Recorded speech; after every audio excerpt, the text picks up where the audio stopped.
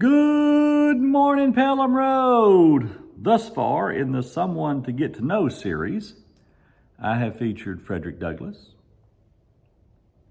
a painter named Jacob Lawrence, Harriet Tubman, and St. Patrick.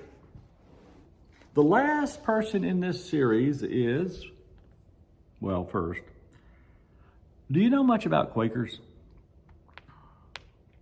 Today's Quakers are usually referred to as Friends, or formally, the Religious Society of Friends. They are a historically Protestant Christian denomination. Now, one of their defining ideas is that God's light is in all of us, that the light of the world is in us. Each person has the opportunity to access this light and live within this light. Now, we might say that a bit differently in different traditions, but they are people who listen to the Spirit, or follow the light, as they might say. Quakers have never been a large body, but oddly, and I just realized this when I looked this up yesterday, but oddly, in the last 20 years, they are one of the few Protestant groups experiencing growth. Now, Quakers organized first in the mid-17th century. While some Quaker meetings today have preaching, the vast majority gather for worship and wait for the Spirit to move. How about that? Their service is not predetermined. It spontaneously reacts to the Spirit. People just sit around and wait till the Spirit moves. However, they are not Pentecostal. They do not speak in tongues or encourage charismatic-like reactions to the moving of the Spirit. Their services are often quiet and very subdued. And just for your information, here's a short list, a real short list of people who are Quakers. Daniel Boone was a Quaker.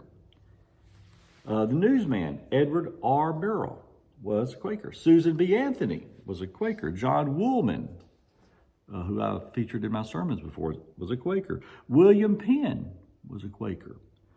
Judi Dench, who is an actress who's played in the James Bond movies and often in many other movies as well. Plus, our featured person today, the person you need to get to know, George Fox. Fox died in 1691. He was the founder of Quakers. He was British. He was called a dissenter in his day, and he was a dissenter.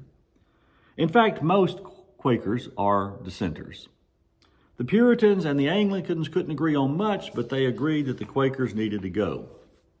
Now, while he founded the movement and guided it in its earliest years, some of his beliefs actually were later disregarded by Quakers. The Spirit moved them. He did not, in his years, emphasize professional theological education, but they ended up dismissing that, led by the Spirit.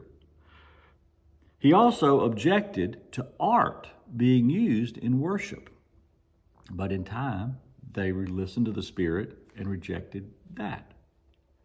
And so they listened to the Spirit, and the guiding principle he gave them was to listen to the Spirit, and by giving them that guiding principle, sometimes they're guided by the Spirit away from what he put in place. Well, I encourage you to read more about George Fox. He left his fingerprint on Quakers, but he also left his fingerprint on the rest of us. But I'll let you look that up and discover that on your own. Have a good day.